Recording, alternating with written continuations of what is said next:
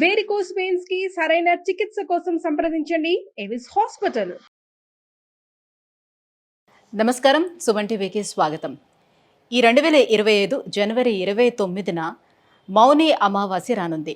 ఈ మౌని అమావాస్యనే చొళంగి అమావాస్య అని కూడా అంటారు. ఏమిటి ఈ మౌని అమావాస్య యొక్క ప్రత్యేకత, ఈ రోజు పాటించవలసినటువంటి విధి విధానాలండి, ఈ విషయాలను తెలియజేసేందుకు మనతో పాటు ఉన్నారు ప్రముఖ జ్యోతిష శాస్త్ర పండితులు, శ్రీచక్రపీఠ వ్యవస్థాపకులు బ్రహ్మశ్రీ ప్రదీప్ జోషి గారు మనతో పాటు ఉన్నారు. గురుగారిని అడిగి మరిన్ని విషయాలు తెలుసుకుందాం. గురుగారు నమస్కారం.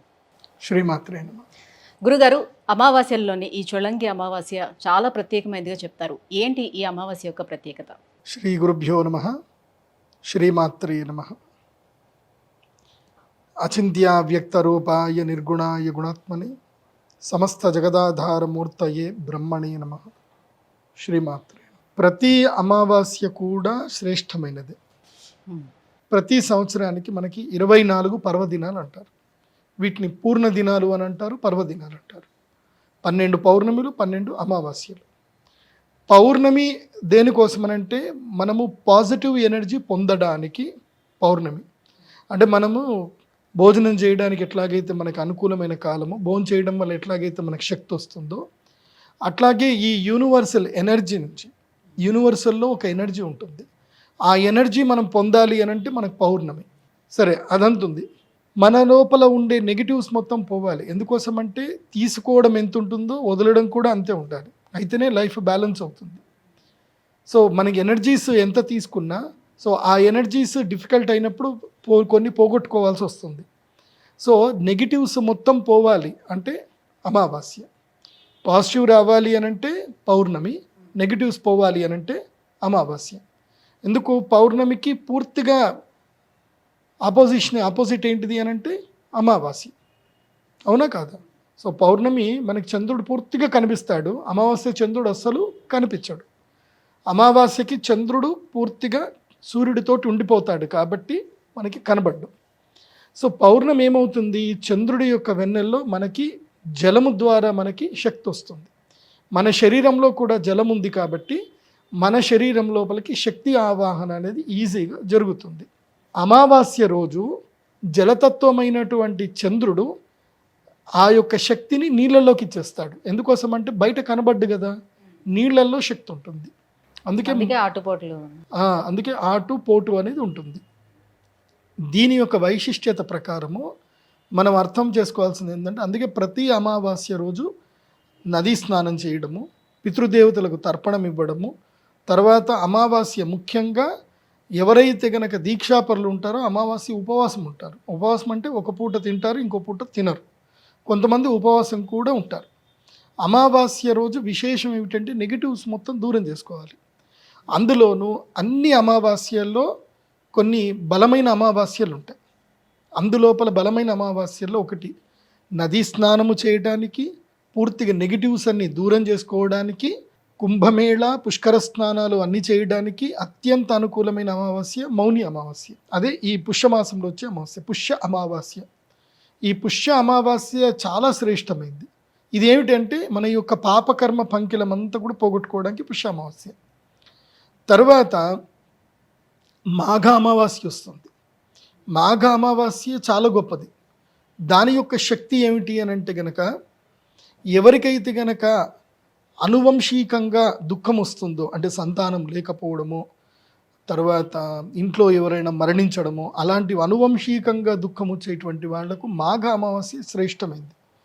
అలాంటి మాఘ అమావాస్య రోజు పుష్కర స్నానం చేసినా, నదీ స్నానం చేసినా, తర్పణాలు చేసినా వాళ్ళకి సంతాన భాగ్యం అనేది 100% కలుగుతుంది. అనువంశిక దోషాలన్నీ కూడా పోతాయి. ఆ తర్వాత ఇంకోటి ఉంటుంది, మహాలయ అమావాస్య. అది మనకి భాద్రపద మాసంలో వస్తుంది. ఆ అమావాస్య చాలా శ్రేష్టమైంది. అది పిండ ప్రదానాలకు, పితృదేవతలకు చేయడానికి. ఎందుకోసం అంటే పితృదేవతలు సంతోషించాలంటే ఆ అమావాస్య. ఇంకొక అమావాస్య ఉంటుంది, అది పవర్ఫుల్ అమావాస్య, డబ్బులు ఇస్తుంది ఆ అమావాస్య. ఆ అమావాస్య లక్ష్మీ పూజ చేస్తే లక్ష్మీదేవి కనకవర్షం కురిపించేస్తుంది. అదేంటి మీ అందరికీ తెలుసు కదా, ఏంటిది? అది దీపావళి. ఆశ్వయుజ అమావాస్య, దీపావళి. సో ఈ 4 అమావాస్యలు చాలా శ్రేష్టమైనవి. ఇంకోటి ఆషాఢ అమావాస్య ఉంటుంది, అది గుప్త అమావాస్య అంటారు. అది వారాహి అమ్మవారికి, తర్వాత వామాచార తంత్ర పూజలకి ఆషాఢ మాసం. అది పరశురామ క్షేత్రంలో గనక ఆషాఢ మాసంలో అమావాస్య పూజ చేయించుకుంటే అసలు నువ్వు ఏదంటే జరుగుతుంది. ముఖ్యంగా శత్రుబాధ విముక్తి కలగాలి, రుణబాధ విముక్తి కలగాలి. ఏ మనిషికైనా జీవితంలో దుఃఖం వచ్చేది ఒక అన్ఎక్స్పెక్టెడ్ థింగ్ వల్లనే జరుగుతుంది. ఇప్పుడు మీరు ఎంతో ఇష్టంగా ఒక ల్యాండ్ కొనుక్కున్నారు, ఒక 10 ఎకరాలు ఎక్కడో కొనుక్కున్నారు, మీ జీవితకాలం కష్టపడి సంపాదించినట్టు కొనుక్కున్నారు. మీరు కొన్న కరెక్ట్గా ఒక నెల రోజులకు ఒక్కోడు వస్తాడు, నాకు ఇది ఆల్రెడీ అగ్రిమెంట్ జరిగింది, ఇది నాది అని కేసు పెట్టాడు. మీ 10 కోట్లు అక్కడ ఇన్వెస్ట్ చేశారు, ఆ కేసు తేలేసరికి 10 ఏళ్ళు అవుతుంది. దాంట్లో ఏమీ లేదు, వాడేదో డూప్లికేట్ డాక్యుమెంట్ చేసుకొని వచ్చాడు, డూప్లికేట్ సంతకం పెట్టుకొని వచ్చాడు, కానీ కోర్టు అది తెలియదు కదా, 10 ఏళ్ళు అవుతుంది. పరిష్కారం ఎక్కడ, ఎవరిని అడుగుతారు?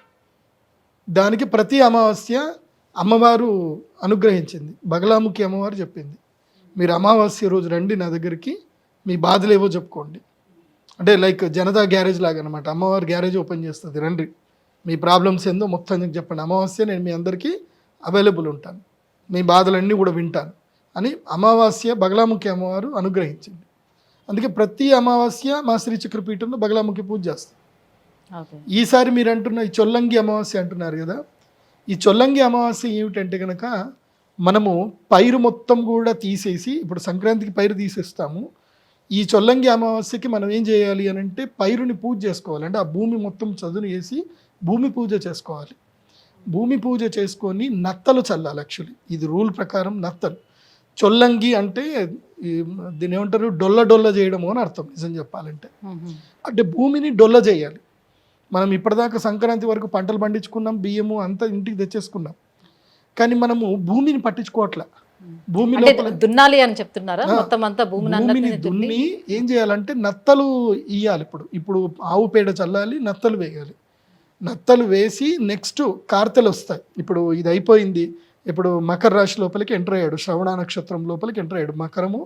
మకర రాశి లోపలికి శ్రవణం, కుంభం, శ్రవణం, ధనిష్ట అయిపోయిన తర్వాత ఎప్పుడైతే సూర్యుడు శతభిష నక్షత్రంలోకి ప్రవేశిస్తాడు, శతభిష నక్షత్రంలో ప్రవేశించగానే ఎండ తీవ్రత అనేది పెరుగుతుంది. అప్పుడు భూమి మళ్ళీ తనను తాను ఈల్ చేసుకుంటుంది. మళ్ళీ అప్పుడు మనము నాట్లు వేసుకుంటాం. నాట్లు వేసుకొని కొన్ని రోజులు చూసేసరికి టకటక వర్షాలు పడతాయి, ఇంకా పంటలు చక్కగా పెరుగుతాయి. ఇది టైం ఏంటంటే ఈ చొల్లంగి అమావాస్య నుంచి మళ్ళీ మాఘ అమావాస్య వరకు భూమికి రెస్ట్ టైం అన్నమాట. ఇప్పుడు పంటలు వేయకూడదు, భూమికి రెస్ట్ టైం ఇది. ఈ టైంలో ఏం చేయాలంటే భూమిని మొత్తం కూడా వర్మీ కంపోస్ట్ చేసుకోవాలి. ఇది ఒక పద్ధతి. ఏది మన రైతుల ప్రకారం చూసుకుంటే. ఆధ్యాత్మిక ప్రకారంగా చూసుకుంటే ఒక మనిషి తన యొక్క ఆధ్యాత్మిక సాధనకు మౌని అమావాస్య చాలా శ్రేష్టమైంది. మౌని అమావాస్య నుంచి శివరాత్రి వరకు ధ్యానం చేసుకోవాలి, శివ పూజ చేసుకోవాలి, శివ దీక్షలు చేసుకోవాలి, శివ ధ్యానం చేసుకోవాలి. అందుకే ఈ మౌని అమావాస్య 144 సంవత్సరాల తర్వాత మహాకుంభమేళ వస్తుంది మనకి ఇక్కడ ప్రయాగ్రాజ్లో మహాకుంభమేళలో ఈ మౌని అమావాస్య వెళ్ళి స్నానం చేసిన వాళ్ళు అదృష్టవంతులు. ఇంకా వాళ్ళ యొక్క కర్మఫలం అంతా కూడా పోతుంది. ఇంకా 144 సంవత్సరాలంటే ఈ జన్మకి ఇక్కడనే వస్తుంది. మన పిల్లలకు కూడా దొరకదు అదృష్టం. ఇప్పుడు ఎవరెవరైతే పుట్టని వాళ్ళకి ఇంకా దొరకదు అదృష్టం. సో ఆ అదృష్టం మిస్ చేసుకోకండి, అందరూ కూడా వెళ్ళండి, మౌని అమావాస్య రోజు స్నానం చేయండి.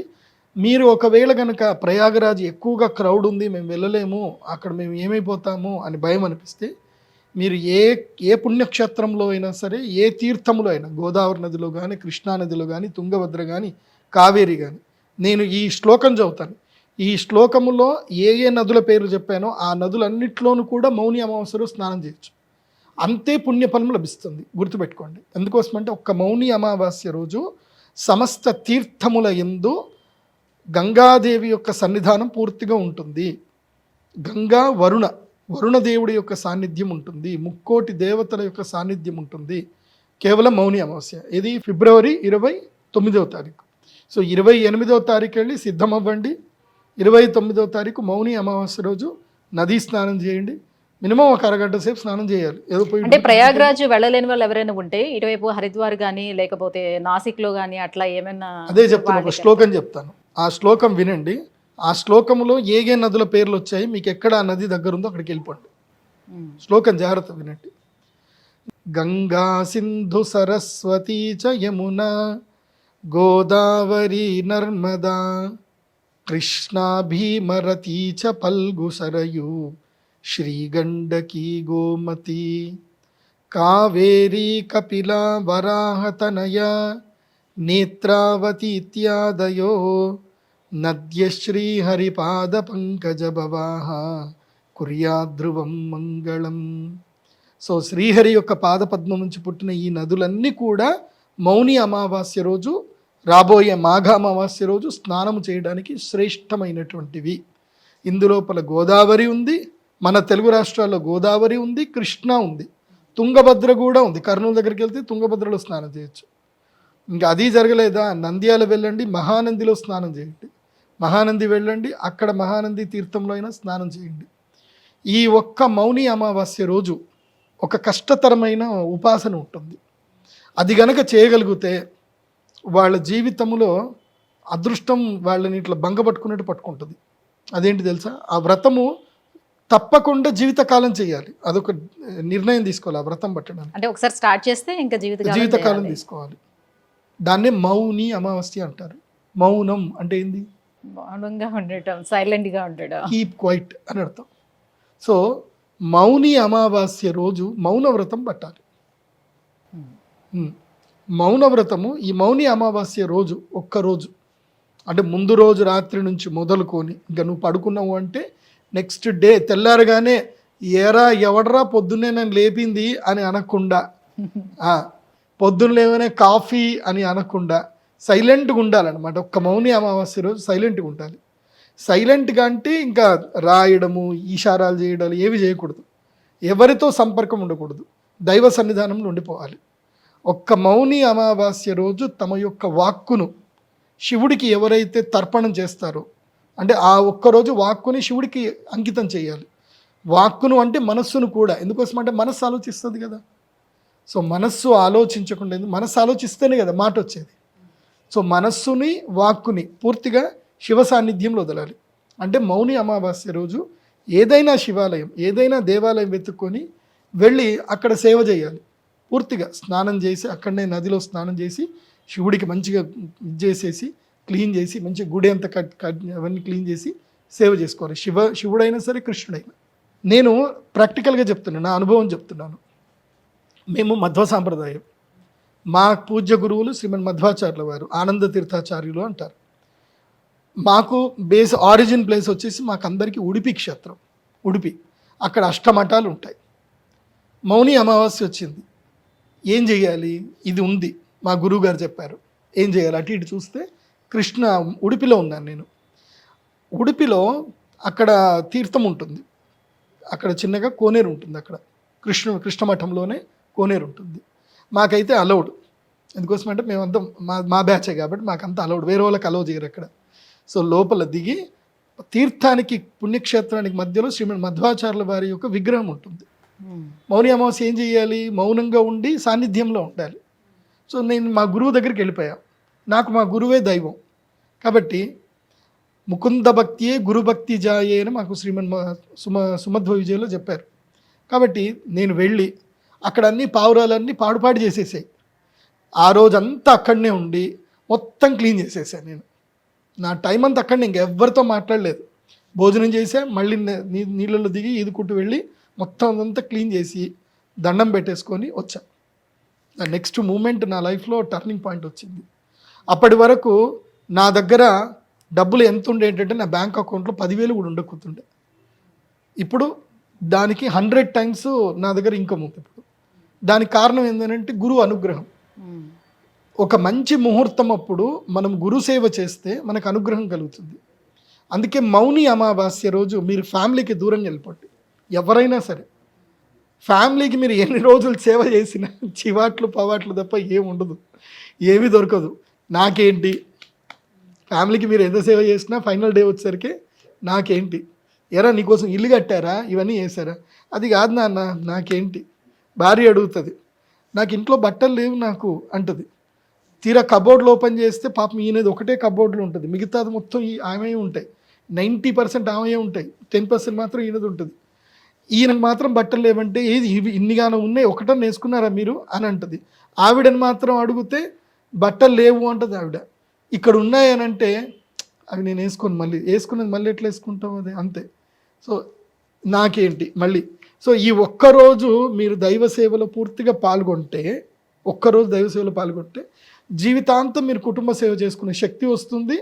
ఆ తర్వాత భార్యకి సేవ చేసినా, పిల్లలకి ఏం చేసినా రావాల్సిన ఏదైతే పోగొట్టుకున్న టైం పుణ్యకాలం ఏదైతే ఉందో అది ఒక్కరోజుతో సిద్ధిస్తుంది.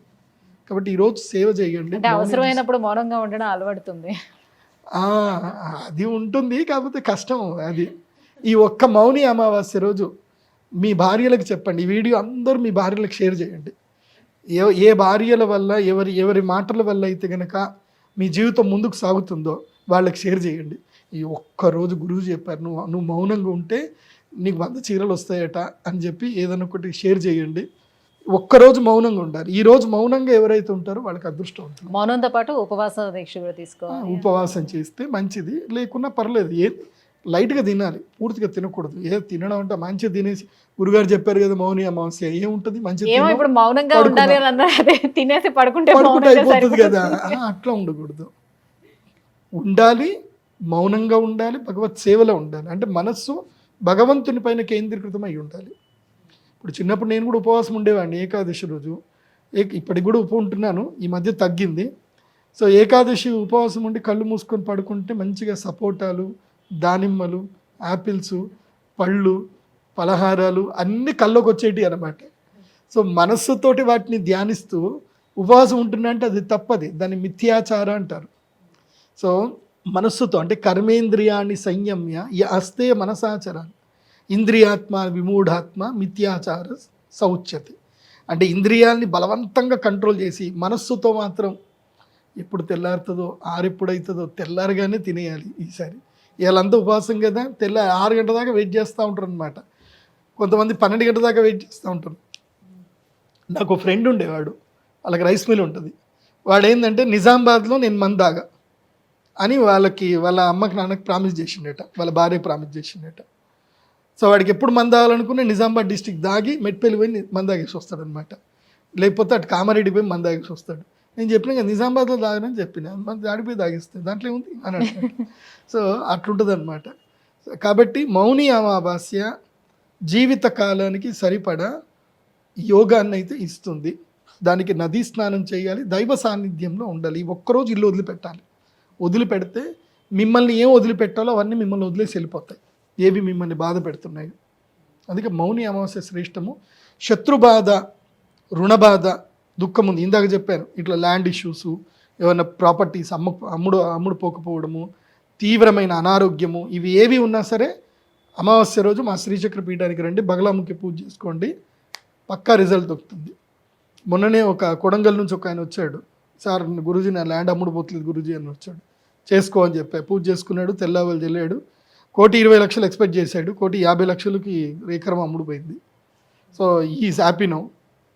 అట్లా హ్యాపీ అని చెప్పి ఏమన్నా ఇయ్యు అని నేను అడగను. మీది ఏదన్నా మీ టెంపుల్కి మీరు ఏమన్నా డొనేషన్ చేసుకుందంటే చేసుకోండి, బట్ బీ హ్యాపీ. కానీ ఇవ్వడం నేర్చుకున్న వాడికే భగవంతుడు ఇస్తాడు. దానం చేయలేనటువంటి వాడికి, చేతిలో ఎముక లేనటువంటి వాడికే దేవుడు ఇస్తాడు. చేతిలో ఎముక ఉంది, లాక్కుంటాను అంటే దేవుడు ఇవ్వడు.